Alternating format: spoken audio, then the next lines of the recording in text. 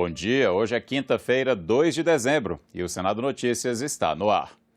Os senadores se reúnem em plenário daqui a pouco, às 9 horas, para votar a PEC dos precatórios e a medida provisória que cria o Auxílio Brasil. Ontem foi dia de conversas para a construção de um texto de consenso. A quarta-feira foi agitada, muita negociação e costura entre os partidos políticos nos corredores do Senado. Um dos principais assuntos do dia, a PEC dos precatórios, ficou para ser votada no plenário nesta quinta-feira. Isso porque diversos parlamentares insistem, entre outros pontos, que o pagamento dos precatórios de natureza alimentar deva ser explicitamente garantido no texto. A proposta de emenda à Constituição 23 é a aposta do governo federal para criar espaço fiscal para o pagamento do Auxílio Brasil, o programa que substitui o Bolsa Família. Para isso, altera uma série de regras para o pagamento de precatórios, dívidas da União, estados e municípios, frutos de sentenças judiciais definitivas. O cálculo do teto de gastos também muda para que o governo consiga uma folga de 106,1 bilhões no orçamento de 2022. Nós avançamos muito na construção do entendimento para a votação dessa importante matéria que vai viabilizar o pagamento do Auxílio Brasil no valor de R$ 400 para mais de 17 milhões de famílias brasileiras. E esse acordo, ele está próximo de ser homologado. Essa matéria precisa ser concluída a sua apreciação e deliberação pelo Senado Federal, no sentido do auxílio ser pago antes do Natal, porque certamente a matéria vai ter que ser apreciada ainda pela Câmara dos Deputados e nós precisamos viabilizar esse pagamento desse auxílio, que vai ser importante para poder trazer alento às milhões de famílias brasileiras. Há, da parte da presidência, um absoluto senso de urgência em relação a essa proposta de emenda à Constituição. Eu creio que hoje pode ser que fique difícil em razão do adiantado da hora, em função das indicações, mas nós poderíamos, é uma proposta que faço ao plenário, de anteciparmos a sessão de amanhã às 16 para as 10 horas. Lembrando, 9 horas, foi o sucesso, 9 horas para se dar o quórum. E lembrando que a proposta de emenda à Constituição, ela poderá ser submetida à votação, inclusive pelo sistema virtual. O relator da PEC dos precatórios, Fernando Bezerra Coelho, explicou os últimos entendimentos com as lideranças partidárias para aprovação do texto hoje. Estamos trabalhando em cima de um texto que possa garantir a aplicação do espaço fiscal, dos recursos que serão disponibilizados, com despesas para o Auxílio Brasil, com despesas na área de previdência, saúde e assistência social. Então, esse é o primeiro ponto. O segundo ponto foi a derrubada do projeto que veio da Câmara, dos artigos que tratavam da securitização da dívida. Então, esse ponto será atendido através de destaque supressivo, tirando do texto a questão da securitização da dívida. O terceiro ponto, Zé vai me ajudando aí, em relação à retirada do teto das despesas relativas aos precatórios do Fundef, que abre espaço com essa retirada para que a gente possa cumprir fielmente aquilo que já tinha sido colocado no meu relatório, que é o pagamento dos precatórios alimentícios. O quarto ponto tem a ver com a discussão do subteto. Estamos construindo um entendimento para que o subteto dos 44 bilhões, que esse subteto possa coexistir ou possa existir até 2026. Na proposta original, ele está até 2036. Então, a ideia é que esse subteto possa ser mantido até 2026, para que o Congresso, através da comissão mista que será criada, possa fazer um raio-x, possa aprofundar um debate sobre a natureza, a Constituição, a gestão de precatórios.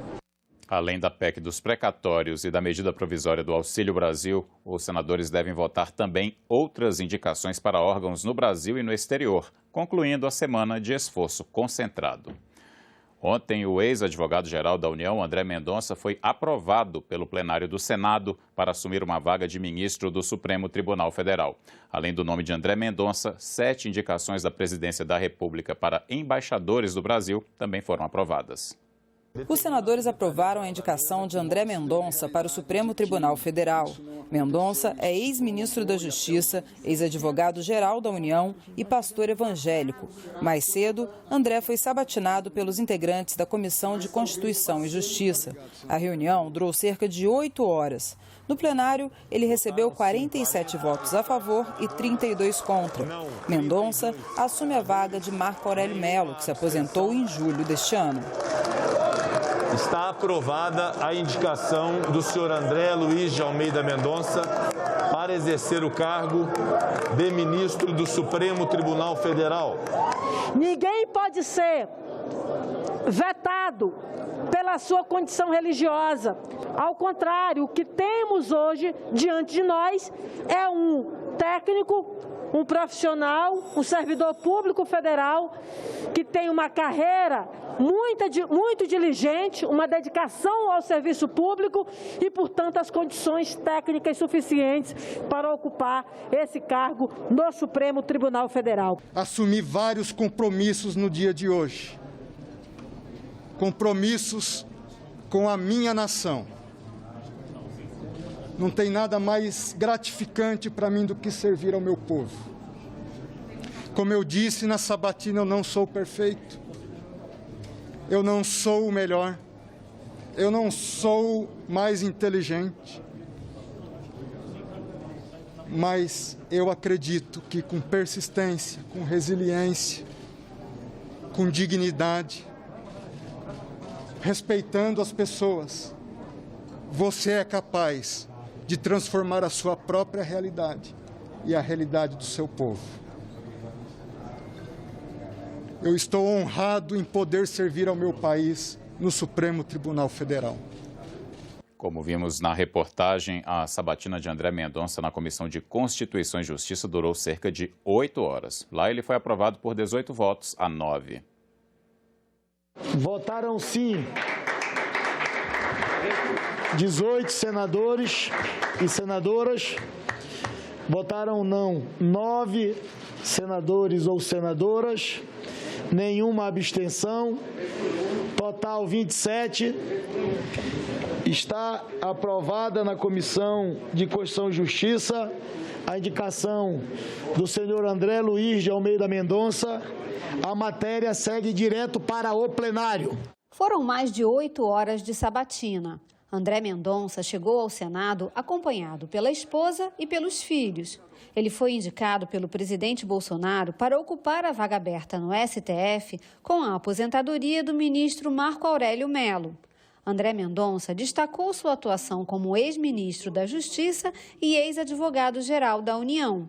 Prometeu ser independente nos julgamentos e respeitar a democracia. Dentro dessa perspectiva, inclui-se o compromisso de respeitar as instituições democráticas, em especial a independência e a harmonia entre os poderes da República. O Poder Judiciário deve atuar como agente pacificador dos conflitos sociais e garantidor da legítima atuação dos demais poderes, sem ativismos ou interferências indevidas nesses. André Mendonça é pastor presbiteriano e a indicação dele foi marcada por polêmicas, principalmente pelas falas do presidente Jair Bolsonaro de que a vaga seria ocupada por alguém terrivelmente evangélico.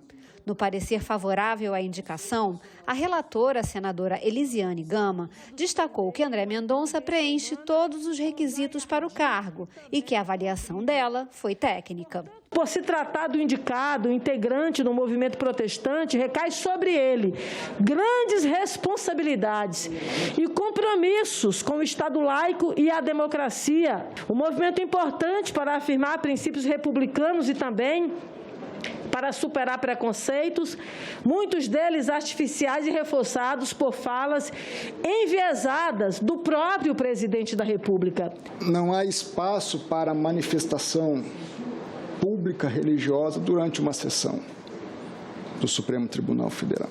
Lógico que eu vou preservar a minha individualidade, a minha manifestação individual e silenciosa, o que nós chamamos na igreja, a senhora sabe bem, uma oração silenciosa, individual, mas compreendendo a separação que deve haver entre a atuação pública e a atuação religiosa nesse sentido. André Mendonça foi questionado sobre os mais diversos assuntos: liberdade de imprensa.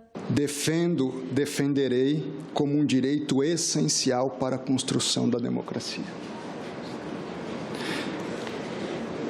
Não só não deve haver censura prévia, como também não deve haver restrição à atuação livre da imprensa. Sem imprensa livre não se constrói uma democracia. Quero registrar um ponto também que deve ser ressaltado. O Supremo Tribunal Federal, em nenhum país do mundo, diz que qualquer direito fundamental é absoluto. Não compactuar ou confundir liberdade de expressão com autorização para ameaças ou ofensas à honra das pessoas ou às instituições democráticas do nosso país. Homofobia. Se hoje estivesse sendo julgado, deliberado, o reconhecimento do casamento civil entre pessoas do mesmo sexo, tivesse empatado 5-5, Vossa Excelência, como ministro, votaria a favor ao casamento entre pessoas do mesmo sexo ou não? Espere de mim não compactuar com discriminação, como diz o próprio texto da Constituição. E aqui permita-me englobar todos os direitos da comunidade LGBTI, indígena, quilombola, das mulheres, dos idosos, das crianças, de buscar garantir esses direitos. Esse é o compromisso que eu faço com Vossa Excelência e com o país, como já fiz. Eu tenho a minha concepção de fé específica. Agora, como magistrado da Suprema Corte, isso tem que estar abstraído, eu tenho que me pautar pela Constituição. O senhor é favorável ao casamento civil entre pessoas do mesmo sexo?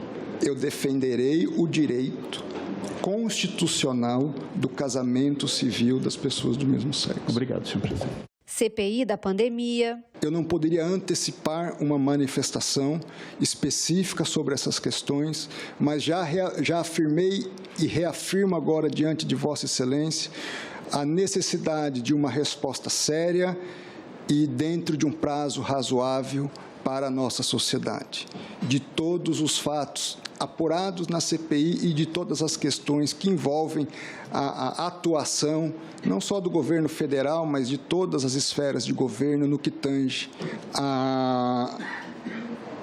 às questões relacionadas à Covid-19. Posse e porte de armas. A questão específica que envolve a produção de normas relacionadas à questão de posse e porte de armas hoje também está submetida ao Supremo Tribunal Federal e reafirmo o meu compromisso público de analisar as questões também de forma independente e à luz do texto constitucional. Uso de drogas e aborto. A minha defesa ao direito à vida, a minha concepção de que as drogas fazem mal à pessoa, fazem mal à sociedade, fazem mal à família. Quantas famílias já destruídas por conta da questão das drogas. Logicamente que nós temos que ter políticas públicas de combate ao tráfico, de melhor recuperação, prevenção, mas entendo que nós precisamos trabalhar numa perspectiva aí de sociedade e principalmente no campo político, que compreenda a droga como algo que faz mal à sociedade e às pessoas. Independência dos poderes. Reafirmar meu compromisso com o respeito à independência e à harmonia entre os poderes. E, logicamente, que dentro desse pilar macro, a melhoria da qualidade da nossa democracia.